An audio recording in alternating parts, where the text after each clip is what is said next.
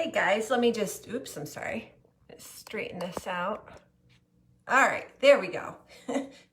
I am Christina Heineck of PTO Answers, and today we are going to be talking about how to make this year a really successful year for your PTO, even with all the crapiola that is going on. So this is going to be probably a little bit longer video than I've done in the past couple days, but it is going to be so chock full of all sorts of resources. So I have preloaded some of the links into the video description, so you can always get them there, but you'll know what we're going to kind of talk about throughout this video. I guess you get a little sneak peek right there. I thought it would be helpful, so you don't have to wait until after I get done talking and load them into the description at the end. So let's dive on in. So I think this year, like I've been saying all week long, if you've been following along with the other videos, this year is just like, again, super funky. And it might be really hard to see how you can PTO this year, like how you can be successful as a PTO, seeing that you can't do some of the things that you kind of hoped that you would be able to do maybe even like a year ago, right? Because a year ago, none of this was on the landscape. We had no idea what was coming. And here we are kind of just making it up as we go along. So today I'm going to share with you some tools that I think it's going to make it really easy for you to have a successful year this year. But I want you, and I guess I should have, if you didn't get this message from the last couple of videos, I hope you hear it now, that this year it's going to be less about programs and events and more about setting up your PTO for the future, like setting it up for success for the future, because this is a really good opportunity. We are not busy with all of the little busy work that is involved with running events and doing some of the normal things we can do, or that we actually should be doing. But then, you know, and I know that our workforce is pretty thin. It's pretty light. There aren't enough hands to do the job, or as all of the jobs that are involved with running a PTO. And so now is a real opportunity for us to take a step back and get our ducks in a row. And so really, I just want to talk about ways that you can organize your group and really set up systems that will serve you well in the future, because you can't be doing some of the events, like I said. You can't. You can do some events, like we'll talk about next week, especially. I have some ideas for more events, but on the whole, we're going to be running less events than we have in the past this school year. Totally fine. Leaves more time to do the actual, like, real important work that quite often we don't have time to do, but we really need to make time. So this is like, I think the world is saying, like, hey, we need to pay attention to this and start doing this. Okay, so the very first tool that I want you to be using to help your PTO get the message out this year is communication. So there's actually two tools for this one. First is email, and the second is Facebook. So I want to talk about some mistakes you might be making with those tools and how to avoid them, and also some key differences between like a Facebook page and Facebook group. So if you haven't already, set up an email list. And if you can, the easiest way to do this, or to reach your members, is to start an email list. But if you can't get access to parents' emails, see if the school will go ahead and send out messages for you. Usually I sit down with my principal and we get something worked out where it's like, hey, I send you messages, you can take a look at them and approve them and then go ahead and send them out. But if you haven't been doing this, and if you've been relying on send home flyers, well, you might be in a little bit of a pickle if the kids aren't in school to get the flyers, or if you're not able to get into the building to make copies of said flyers. So you're really going to have to look for like a different way to get your word out. Ask your school.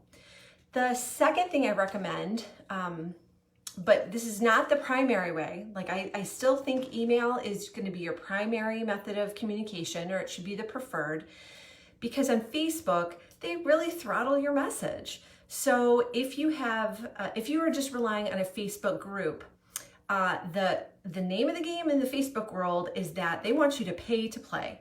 That means that they want you to be boosting the ads. Remember, you've seen, like, you'll maybe do a post and you'll see, like, boost this and you can reach so many more people.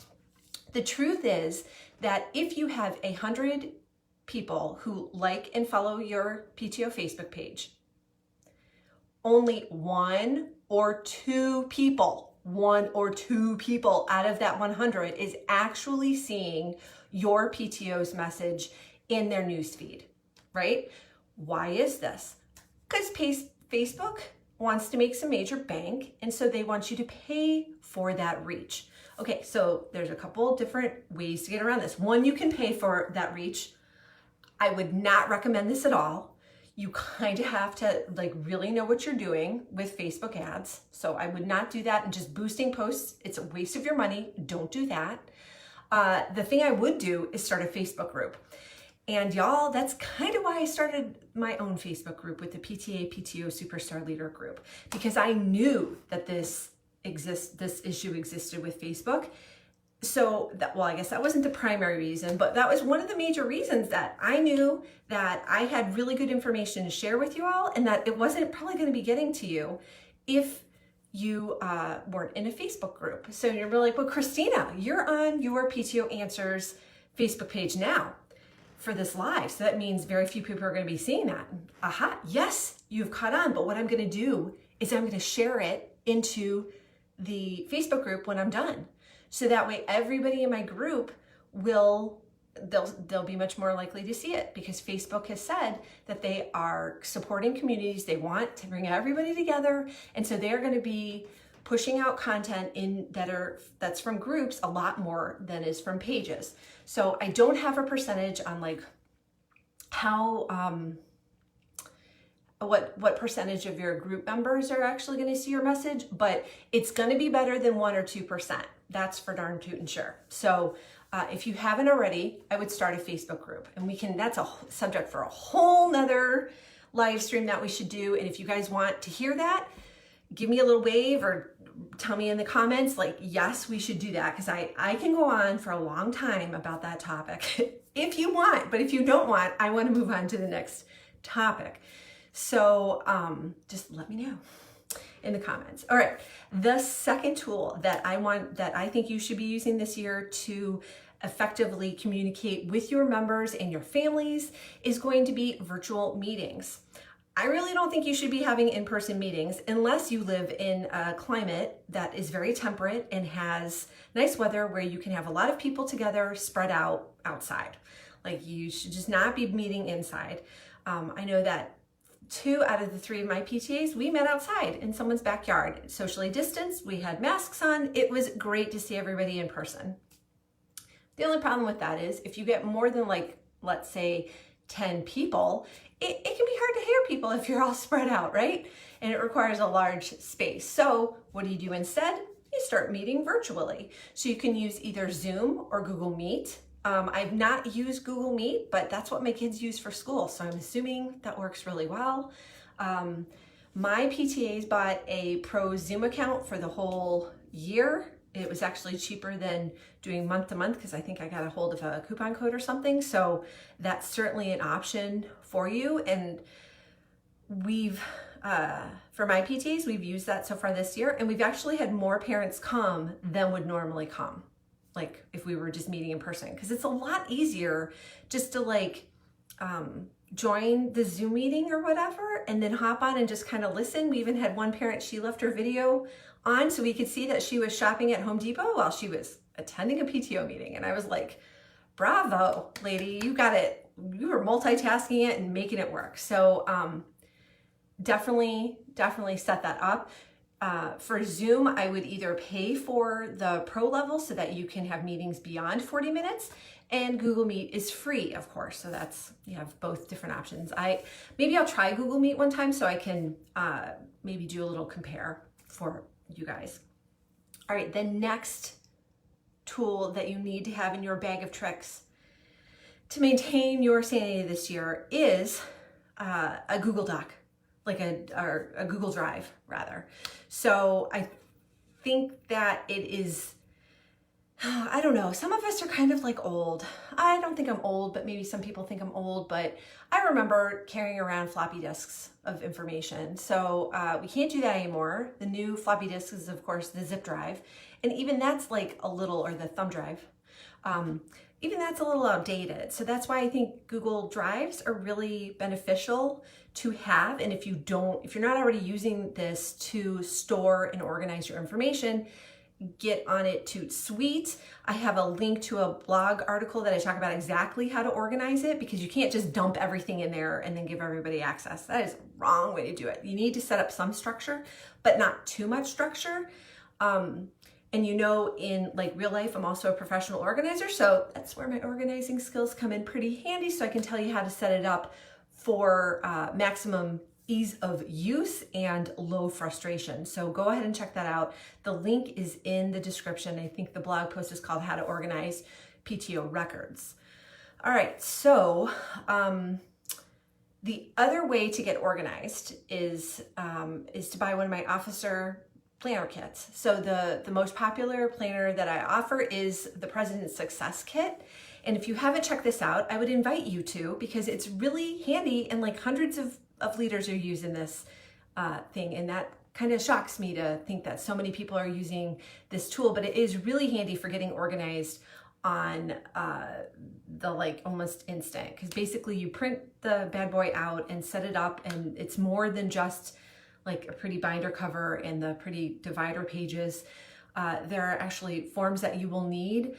Maybe not so much this year without in-person meetings, but there's just a couple that pertain to things that are in person. A lot of things just go to larger organization in your structure, about how to be planning events in an organized way and how to be documenting how those events went, so that you can just hit the repeat button next year and not have to recreate everything from scratch like we're totally used to, right? We're used to being like, yeah, I'll remember all the details. And then when time comes, we totally don't. And we have to spend a whole bunch of time recreating the wheel. So, and figuring it out all over again. So this kit helps you avoid all of that. So I encourage you to check it out. If you are a president, again, that's the President's Success Kit.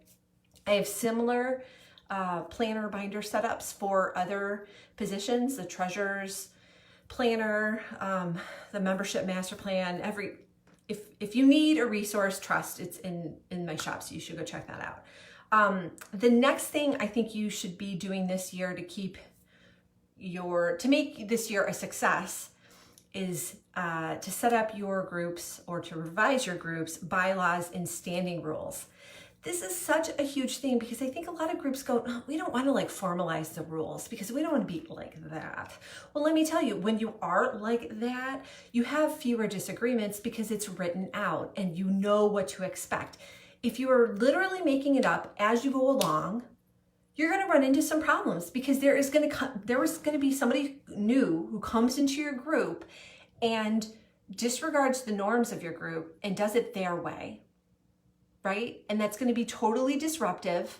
It might be a good thing. Chances are it's going to be a bad thing. So I think it's really, really smart and the best thing to set up bylaws and standing rules. And I have a whole blog post about how to do that, how to revise them and the whole thing. But then I went ahead and put together a whole kit for people too. So I think it's called Bylaws and Standing Rules Made Easy. In my former life, I was a litigation attorney. So I nerd out about all that kind of stuff. And so I came up with I think it's 19 or 20 page bylaws and standing rules template that you can easily customize. Because again, I know this is like super frustrating, even in some professional groups that I've been involved with in the past. The second they find out I am an attorney, they're like, ooh, can you be on the governance, like director of governance, and can you whip our bylaws and standing rules into shape? And I'm like, sure.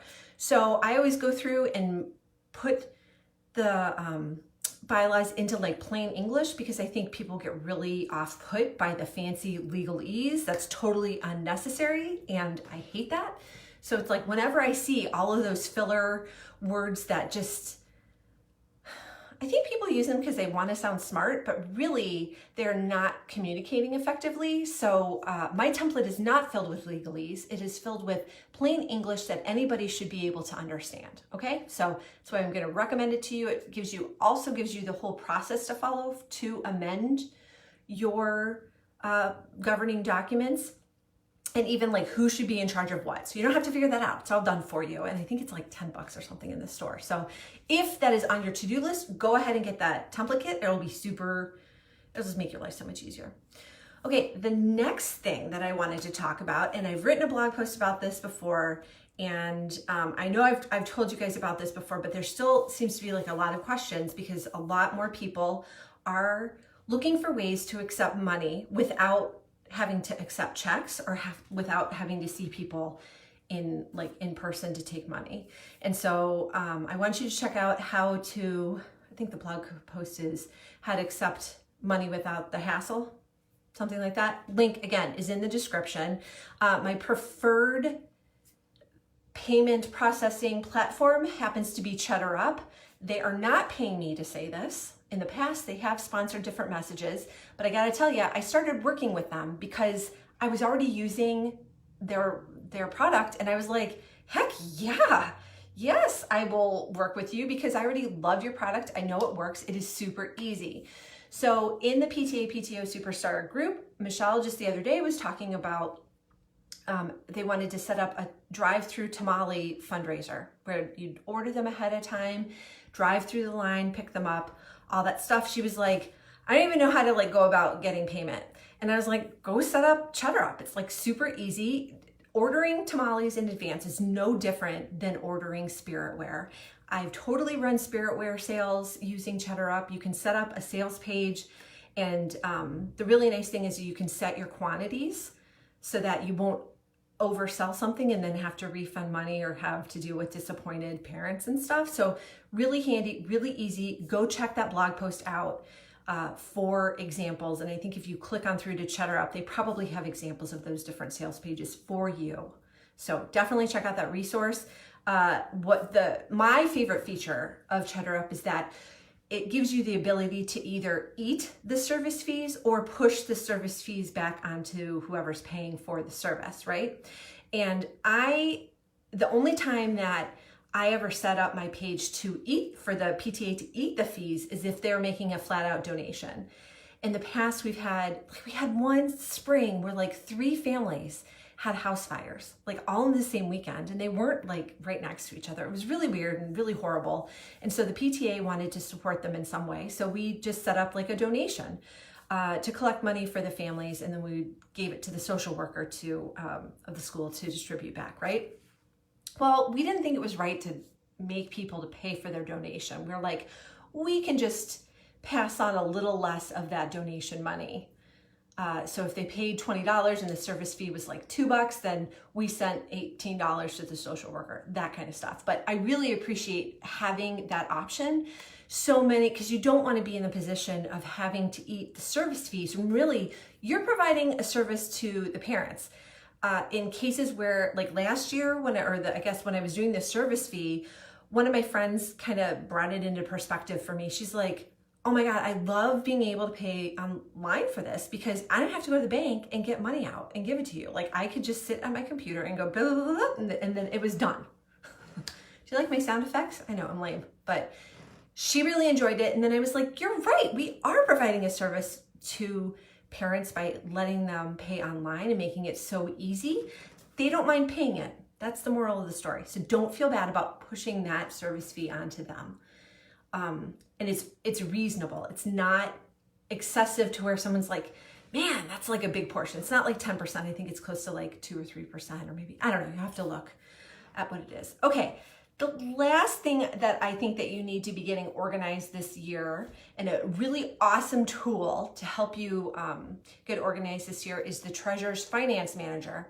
And again, a lot of the tools that I'm sharing with you are my own tools, but I make them for you guys. The Treasurer's Finance Manager, if you're not familiar, can replace really expensive accounting software that your PTO probably doesn't need all those fancy features.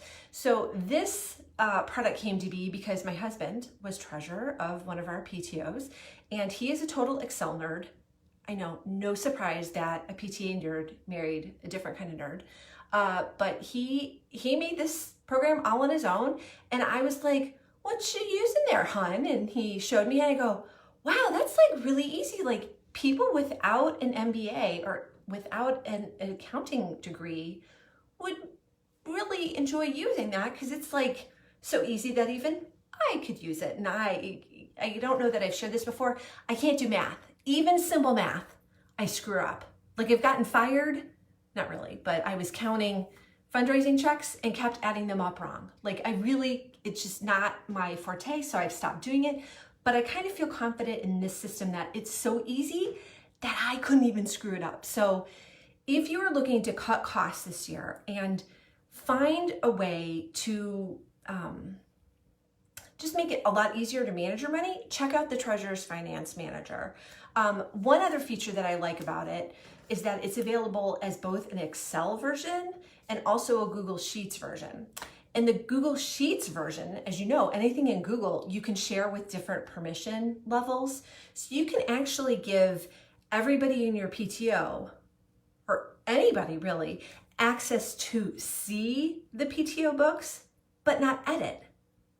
That to me is like awesome, because I can't think of like an easy way. It can be so frustrating if, as treasurer, and again, I will never be treasurer because I can't add, but I have been, my spouse has been treasurer, and my best friends have been treasurers at different PTOs. So I know how many requests they get for like, how much money is left in this little section, or how much money does family events have they spent this year, and how much do we have left? Well, instead of having to respond to all of those, and for the event or for the committee chairs to wait for that information, they can just look at the Google Sheets version of the Treasurer's Finance Manager and be like, aha, I can see it myself. And that's just, to me, like an awesome solution. So I very quickly run through, let's see, I think six different tools for you to use this year. But I think the name of the game and how you can feel successful this year is by getting your PTO set up organizationally. So I think I talked about yesterday about planning and organizing, but it's really like figuring out what hasn't worked in the past and a solution for, or a way rather, sorry, I just got a text message, very distracting. Figure out what hasn't worked in the past and then how you're going to fix it going forward, because chances are the same issues that you had 6 months ago, 9 months ago, a year ago, they're going to pop back up when things get back into the like normal times, right? The problems aren't going to go away. Might take a little while, because I think things might take a little while to get started back up again, but like they're going to come up. So why not use this time when you're not busy running around with your head cut off like a chicken, like we normally are at this time of the year? I think like get those things set up, because I always tell my mom, so my mom, for those of you who don't know, lives literally next door, okay? And I love that, in case she's watching. Mom, I love that you're right next door to me. Her big thing this year has been gardening, and she's like, well, she wants to garden until like the snow comes down. And so and she asked me to go to, I think, a garden center a couple weeks ago, and I was like, yeah, I'm really not into that, Mom, because school started, and I've like lost interest in that. And I was really busy with a lot of PTA stuff. And she was like, well, that's kind of weird because you're not in school. I go, I know, we're still busy. It's not as bad. Like if it was like really bad, then I totally would not be even talking to you right now because I'd be so busy. But like, we are still busy, but not as busy. So I for one, am taking advantage of all of the tools actually that I talked about earlier with you today to get my PTAs into alignment, because we definitely have some issues that we need to work on with like recruiting more leaders, recruiting more members, getting more people involved generally. And we've all recognized that we just need to get things a little more tidy and have systems for things. So I'm not going to go through all of the tools I mentioned before. I think I've put links. I will double check when I get off. I think I've put links to all of them. So I hope this has been super helpful for you. And this is the last live stream of this week. Next week, we are going to be talking about fundraising, if you should be fundraising for this year or not. And let me look at my cheat sheet because I forget what we're going to be talking about on Wednesday. Let's see. Ooh, yes, Wednesday. Wednesday is fresh ideas for what to do this year, even without school access. I'm excited about this one because I keep getting ideas. So I'm really excited about that one. And Thursday, we're going to organize the president's binder in real time because that's actually a task I need to do. So I'm going to do it on live video with you, and hopefully it'll be clear what I'm doing. So I'm really excited for next week.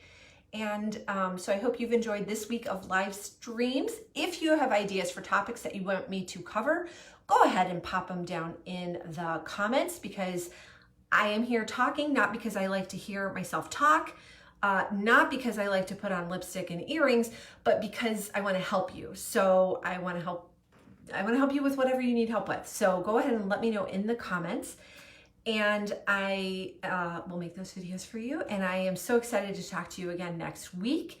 Until then, have a great weekend. Stay safe, take care, and I'll see you around next time, okay? Bye-bye.